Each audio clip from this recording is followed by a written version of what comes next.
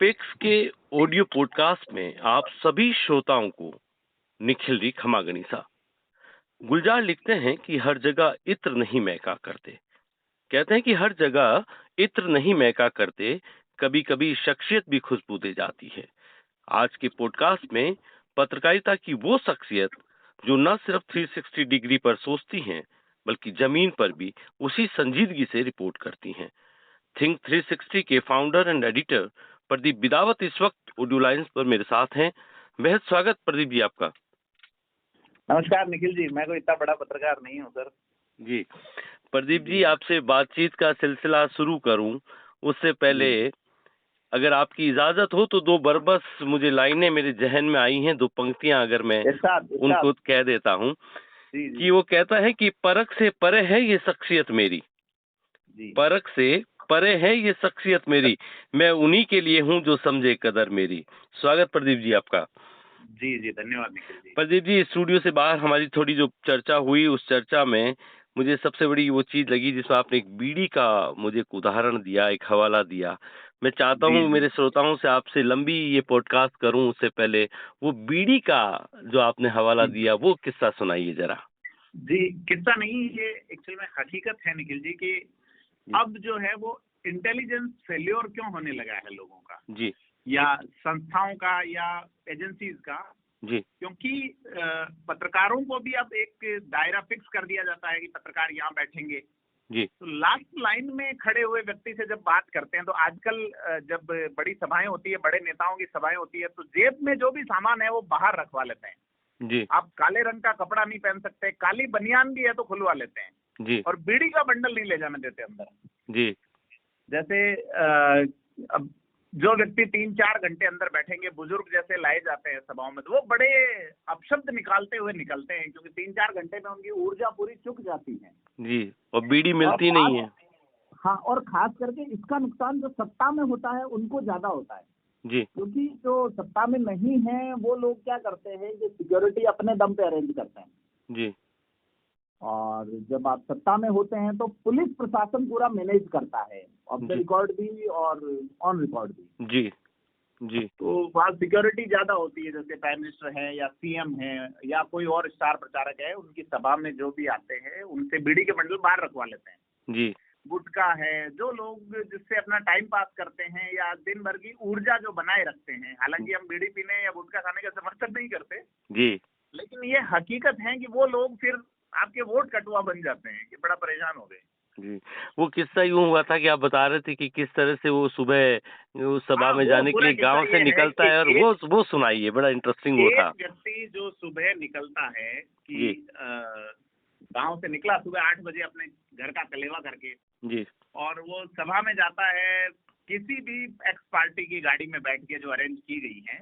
जी, और जब बड़े नेता आते हैं, मान लीजिए वो मोदी जी को सुनते हैं या राहुल गांधी को सुनते हैं, बड़े नेता आते हैं, तो उनसे पहले उन्हें पहले स्तर के नेता को सुनना पड़ता है। जब भाषण चालू होता है, माइक टेस्टिंग के लिए कुछ लोगों को बुलवाया जाता है। जी, जी। उसके बाद जब भीड़ आने लगती है तो बैठे रहने के लिए कुछ और अतिरिक्त ऊर्जा वाले नेता बोलते हैं, वो तालियां बजवा लेते हैं।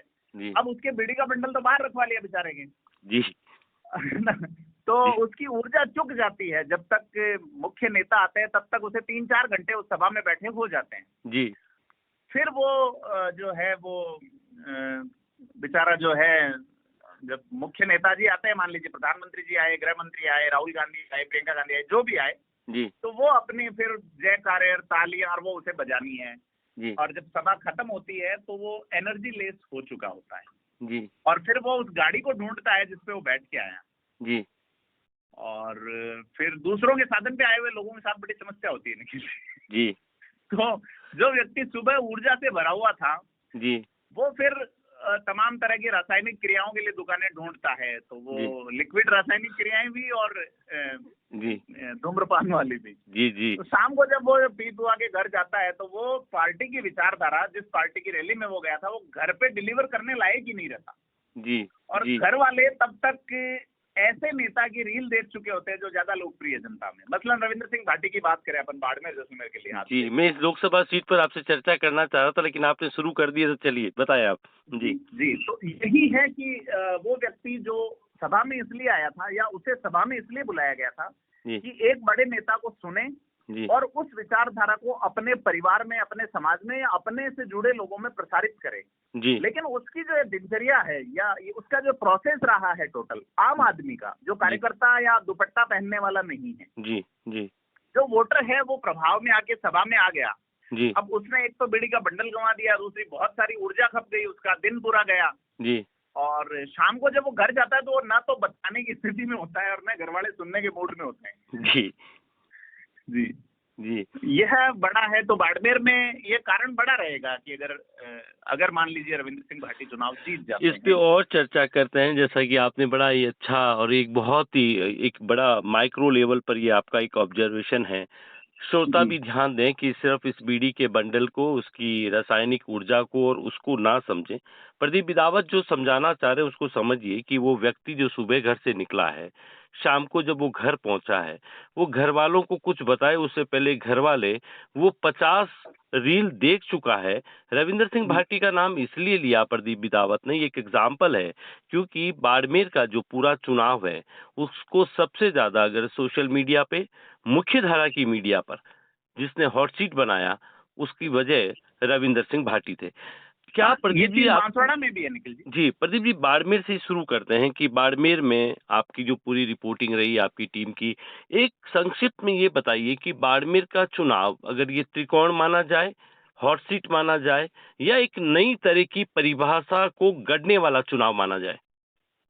निखिल जी, बाड़मेर में तीनों ही चीजें हैं जी, क्योंकि अब से पहले जो चुनाव हुए थे जी, तब बाड़मेर इतना प्रोस्पिरियस नहीं था जी, मसलन कि 19 के चुनाव से पहले या उस वक्त तक बाड़मेर इतनी इनकम जनरेट नहीं कर रहा था। जी, दुनिया के 133 देश क्षेत्रफल में बाड़मेर जैसलमेर लोकसभा क्षेत्र से छोटे हैं। जी, और यहाँ की जो रेवेन्यू है, टोटल कलेक्शन ऑफ रेवेन्यू, मुझे लगता है श्रीलंका जो कि क्षेत्रफल में भी छोटा है और उसके रेवेन्यू भी बाड़मेर से कम है अगर उसका बजट देखें तो। जी, पड़ोसी देश भूटान, नेपाल जैसे कई सारे देश हैं जो बाड़मेर से छोटे पड़ते हैं। तो यहाँ का सांसद कितना इन्फ्लुएंसिव है जी, और बड़ी कंपनियां, आप ये देखिए कि जयपुर में जो विदेशी कंपनियों के बैंक नहीं हैं वो बाड़मेर में मिल जाएंगे आपको। जी। तो बाड़मेर का चुनाव इसलिए प्रॉस्पिरियस हो गया कि यह एक वो कंपनीज के बीच में इन्फ्लुएंसिव व्यक्ति, जो कंपनियां CSR लाती हैं, जो कंपनियां वहां रोजगार दे रही हैं। तो अब सब लोगों ने, जैसे राहुल गांधी का ये रहा कि हम 30 लाख सरकारी नौकरियां दे देंगे, ठीक है, सत्ता में आते ही। तो 700 के आसपास जिले हैं देश में, तो आप भाग देंगे तो आपके हिस्से कितने आएंगे। लेकिन अगर रविंद्र भाटी ने स्थानीय रखा मुद्दे को कि अगर हम आते हैं चुनाव जीत के तो यहाँ जो कंपनियां हैं आपको यही रोजगार मिलेगा। बाड़मेर की पीड़ा क्या है? पलायन है बाड़मेर की पीड़ा। पानी के लिए पलायन, रोजगार के लिए पलायन। जी। तो खाने और पीने दोनों के लिए पलायन है। वो बंदा ये कह रहा है भाई घर में ही आई है गंगा, तो यही हाथ धो, और ये पहले आ चुकी है, आपको हाथ धोने नहीं दिया जा रहा है। ये वो माइंड पे बिठाने में थोड़ा सफल अगर हो पाए तो 4 तारीख का रिजल्ट आपको बताएगा जी। लेकिन चूंकि दो मुख्य धारा की राष्ट्रीय पार्टियां वहां मैदान में रही हैं, भाजपा और कांग्रेस, और उसके बीच निर्दलीय का चुनाव है, अगर आपने वहां रिपोर्टिंग करी होगी और इतना अगर माइक्रो लेवल पर आपका ऑब्जर्वेशन है कि आप एक बीड़ी बंडल तक भी आपकी नजर गई है, मैं ये जानना चाह रहा हूँ कि उस माइक्रो ऑब्जर्वेशन में खास बात निकल कर क्या आई कि रविंदर की पॉपुलैरिटी एक वजह है, और उससे भी बड़ी बात कि रविंदर इतना पॉपुलर हुआ क्यों, वो एक बड़ी बात है कि रविंदर सिंह आज वहां पर इतने पॉपुलर है। सिर्फ बाड़मेर में नहीं, मुझे कई प्रवासियों के फोन है, मैं हैदराबाद बात कर रहा हूँ, मैं कोलकाता बात कर रहा हूँ, मैं नॉर्थ साउथ जहां भी बात कर रहा हूँ, लोग एक बात पूछ रहे हैं कि साहब रविंदर सिंह का क्या रहेगा। मतलब लोगों की उत्सुकता जो है वो रविंदर सिंह को लेकर है। इसकी कोई वजह, कोई फाइंडिंग आपकी हुई? एक वजह मैं आपको बताऊं सर कि पिछले 2-3 साल में महिलाओं को लेकर बहुत चर्चा हो रही है देश में। जैसे अभी नारी शक्ति वंदन अधिनियम भी सरकार ले आई, वो एक्ट संसद में आया, जमीन पे फिलहाल नहीं आया जी। लेकिन आप ये देखिए 50% वोटर कौन है महिला, उसकी कौन राय ले रहा है जी। और उसको पिच किया है रविंद्र सिंह भाटी ने कि बाड़मेर में जो महिलाएं हैं वो पानी की कमी से जूझ रही हैं जी, पेयजल का संकट। तो उसने देखा कि ये जो वोटर हैं इसके लिए कोई नहीं बोल रहा जी। तो उन्होंने बड़ा स्ट्रेटेजिकली काम किया, जो भी उनकी टीम है, उन्होंने पूरा स्टडी किया है उस एरिया को जी। और आप उनके स्पीचेस देखेंगे तो जैसे वहाँ पे पट्टे होते हैं अलग, सोडा पट्टा अलग है, मोमडन का कुछ अलग, अलग अलग जाति वर्ग के हैं, उसके हिसाब से उन्होंने काम किया है जी। तो यह बड़ी पार्टियां नहीं लागू कर पाई जी कि हाँ ठीक है। और बड़ी पार्टियों के लिए 36 कौम एक जुमला हो गया, आपको अगर मैं समझ रहा हूँ तो बड़ी पार्टियों के लिए 36 कौम जुमला हो गया, लेकिन उस 36 कौम ने स्वीकार रविंदर को कर लिया जी जी। और रविंद्र भाटी ने कास्ट बेस जो है उसको समझा है और किस तरीके से गेन किया जाए ये भी उसके अनुसार काम किया है। तो वो चुनाव जीते नहीं जीते ये तो जनादेश बताएगा सर, लेकिन उसने पहली लड़ाई तो जीत ली कि आज देश में कई चर्चा का विषय है। आप ये देखिए कि बाड़मेर में आप बहुत रहे हैं सर, मैंने आपको 2004 में जब आप ईटीवी में रिपोर्टिंग करते थे बाड़मेर जी, तब मैं भी कुछ समय के लिए भास्कर में वहां रहा था, तो मैंने आपको देखा कि निखिल व्यास जी बड़े शानदार पत्रकार हैं, हम सीखते आपको तो वहाँ महिलाओं का इतना ज्यादा आउटकम नहीं है, मतलब वो जनसभाओं में नहीं आती जी। महिलाएं जो है वो अपनी ओपिनियन आम महिला नहीं देती अगर वो किसी पार्टी के कार्यकर्ता नहीं है तो जी। तो वहाँ ये हो रहा है कि 50% वोटर जो है उसको दूसरी पार्टियां बाकी 50% वोटर के माध्यम से टच कर रही थी जी। मतलब पुरुष के माध्यम से ही वो महिला को टच कर रही थी कि यार ये हस्बैंड राजी हो गया जी। तो महिला देगी ही वोट जी। लेकिन अब जो है वो न तो लेकिन हस्बैंड तो जो बेचारा सुबह रैली में आया शाम तक गया, जब तक घर की बैठी महिला ने 50 रील तो रविंदर की देख ली जी जी बिल्कुल। अब वो हस्बैंड अपनी पत्नी को ही कन्विंस नहीं कर पाएगा जी जी बिल्कुल। तो मोहल्ले में आसपास ढाणी में आसपास किसको करेगा, वहाँ तो वो रील रविंदर की पहुंच गई ना। और हर तरह की रील्स लोगों ने बनाई है वगैरह, तो सोशल मीडिया का, क्योंकि बड़े विचारक कहते हैं कि सोशल मीडिया आपको चुनाव नहीं जिता सकता, लेकिन सोशल मीडिया आपको चुनाव जीतते हुए दिखा सकता है, ये पर्याप्त है जी जी। ये पर्याप्त जी जी। तो वो क्या है कि उनके महिलाओं में चर्चा का विषय है वहाँ, अगर जैसे मान लीजिए कि रिश्तेदारियों में ये बात करें जी तो महिलाएं पूछती है रविंद्र सिंह भाटी का क्या है जी। मतलब मेरी मदर से मैं बात करूं या मेरी बहन से मैं बात करूं या किसी परिवार की अन्य महिला से बात करूं तो उन्हें पता नहीं है कि जालोर में लुम्बाराम चौधरी क्या कर रहे हैं जी। वैभव गहलोत एक बड़े नेता हैं, लेकिन परिवार की महिलाओं के लिए वैभव गहलोत की पहचान अशोक गहलोत के पीछे है जी। इवन दुष्यंत सिंह 5वीं बार लोकसभा का चुनाव लड़ रहे हैं, लेकिन उनकी पहचान भी वसुंधरा राजे के पीछे है, लेकिन इंडिविजुअल पहचान वाला एक लड़का आया है जी। तो वो जो है वो बना ले गए। और ये संसाधन जैसे अशोक गहलोत ने जो मोबाइल बांटे थे वो उपलब्ध कराए थे, तो उनके लिए ही चली गई थी, और डाटा और फ्री है, डाटा और फ्री है। तो क्या लगता है कि बाड़मेर का एक नटसेल में बात करें तो बाड़मेर का चुनाव, क्योंकि वहां पर रेसलर खली भी आ गए, वहां पीएम मोदी भी आ गए, कंगना रनौत अपने कंगन वहां पर खनका गई, रोड शो कर गई, उधर कांग्रेस ने भी कोई कमी नहीं रखी, क्योंकि वहां जो शरद का जो एक फॉर्मूला है जाट मुस्लिम और मेघवाल का, वो अलायंस करने में कामयाब रही है कांग्रेस।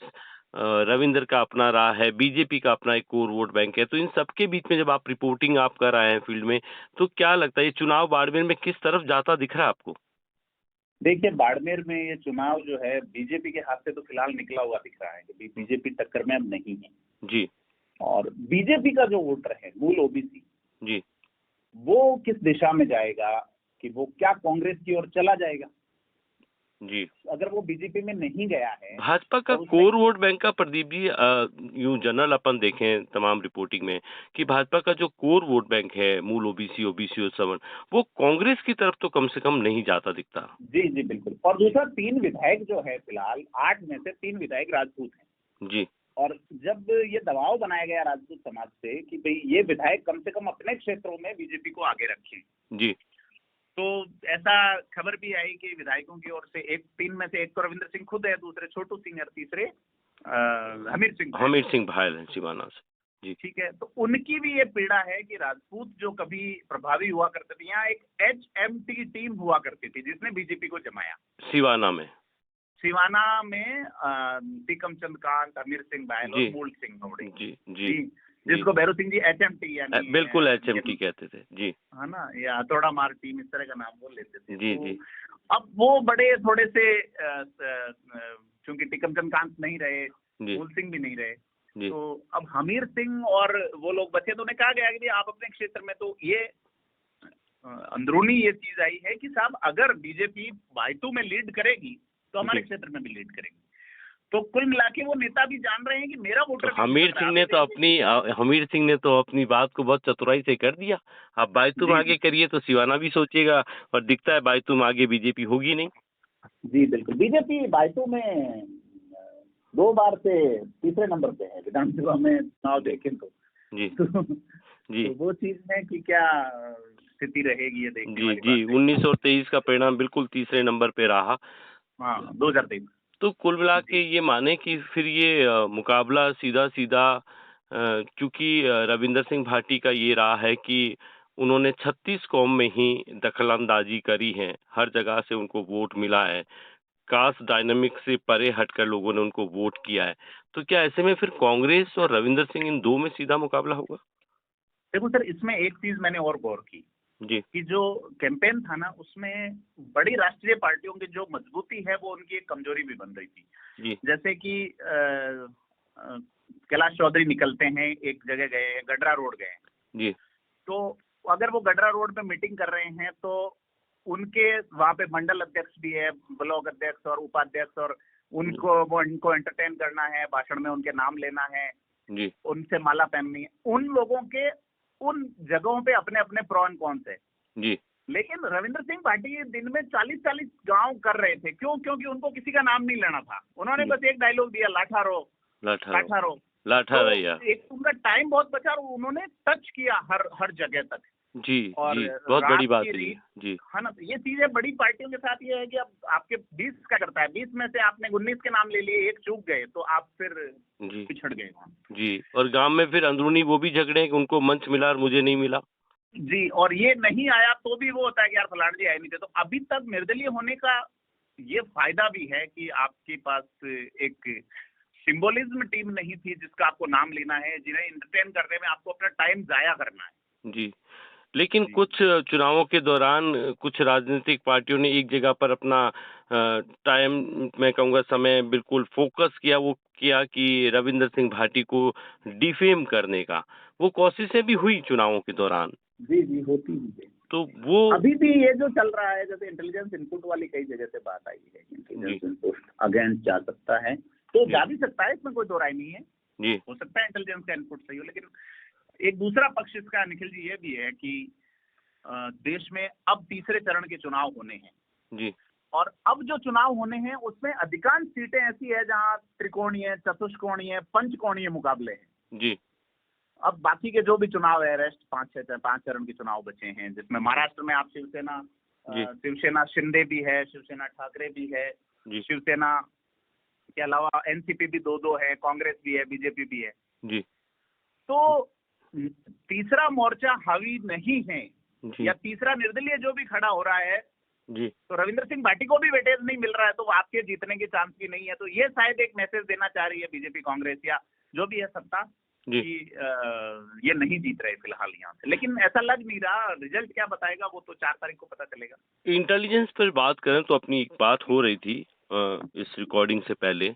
आपने कहा था कि इंटेलिजेंस एक क्लास, क्योंकि मैं आपसे और अगली सीटों पर भी बात करूंगा, लेकिन आज की पॉडकास्ट मुझे लगता है बाड़मेर पे ही टिक गया है, तो वहीं टिका रहे तो वो ज्यादा बेहतर है। आप एक बात कर रहे थे कि फील्ड में जो इंटेलिजेंस रिपोर्ट करती है उनका तरीका आज भी वो 70 और 80 के दशक का है, जबकि तरीका बदल जाना चाहिए था इंटेलिजेंस को रिपोर्ट करने का। निखिल जी देखो, 19 वाले चुनाव और इस चुनाव में 2 वर्ष कोविड को समर्पित रहे हैं। जी बिल्कुल। और इसमें ह्यूमन साइकोलॉजी बहुत चेंज हो गई। जी, मानव स्वभाव इतनी तेज गति से पिछले सदियों में कभी नहीं बदला। जी, तो यह जो है इस चुनाव को प्रभावित करेगा कि इंडिविजुअलिज्म जो है ना, जी, व्यक्तिवादिता, वो है।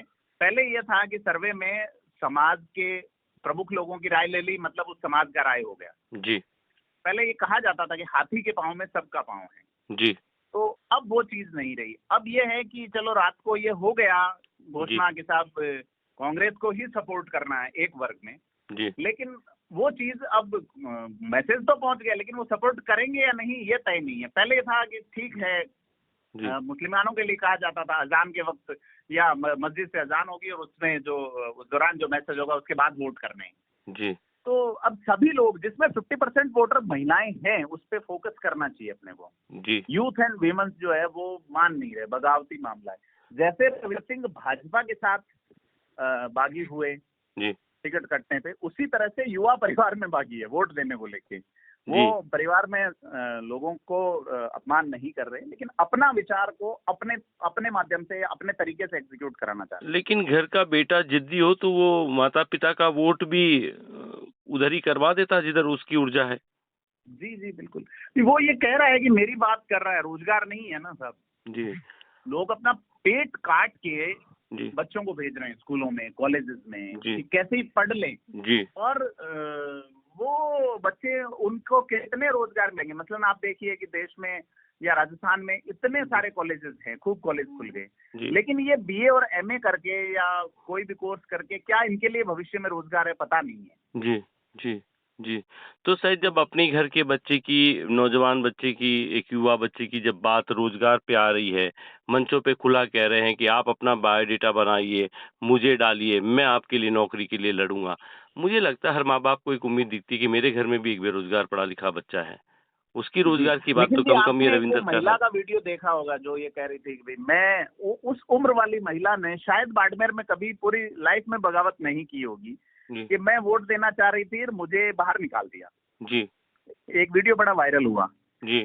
तो बाड़मेर में क्या किसी महिला द्वारा पूरी पोलिंग पार्टी के खिलाफ बगावत की स्थिति आपने देखी क्या आज तक? जी बिल्कुल नहीं जी। तो वो चीज सरप्राइज है कि ये क्या है जी।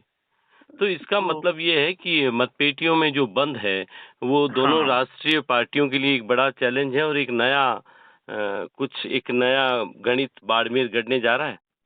जी जी बिल्कुल गढ़ने जा रहा है। हुआ क्या था कि 2013 में जब बीजेपी ने जी जाट को टिकट देना शुरू किया जी। पहले उस वक्त बीजेपी की पास जो सीटें थी जी उसका अगर देखें तो उस समय भी एमएलए जो है वो 3 राजपूत थे, छोटू सिंह बाटी थे, अमीर सिंह थे और मानवेंद्र सिंह थे जी। इसके बावजूद टिकट कटा जी। तो जसवंत सिंह जसोल बागी हुए थे, जसवंत सिंह टिकट मांग रहे थे, तो ये माना जा रहा था कि क्योंकि मानवेंद्र सिंह एमएलए हो गए इसमें उनके पिता को नहीं दिया जाएगा। और प्रधानमंत्री मोदी की सभा उस वक्त भी होती है, जसवंत सिंह 80,000 वोट से वो चुनाव हारे थे जहां तक मुझे याद है। जी। अब जो है वो फिर वही स्थिति है कि 3 एमएलए राजपूत हैं जी। और जसवंत सिंह का चुनाव हमने उस वक्त देखा था कि वो कई सभाओं में तो अपना सिंबल भूल जाते थे कि उनका चुनाव चिन्ह टॉर्च है, उन्हें याद नहीं रहता था। जी जी। तो और उनका जो मैकेनिज्म था वो थोड़ा कमजोर था। दूसरा, सरकार ने भी बड़ा प्रभावी काम किया था जी। जैसे कि इंटरनेट तो उस जमाना नहीं था, लेकिन लाइट काट दी जाती थी, ऐसा देखा जाता था जी कि जसवंत सिंह बोलने खड़े होते, शाम की सभा है, लाइट कट जाती थी। जी।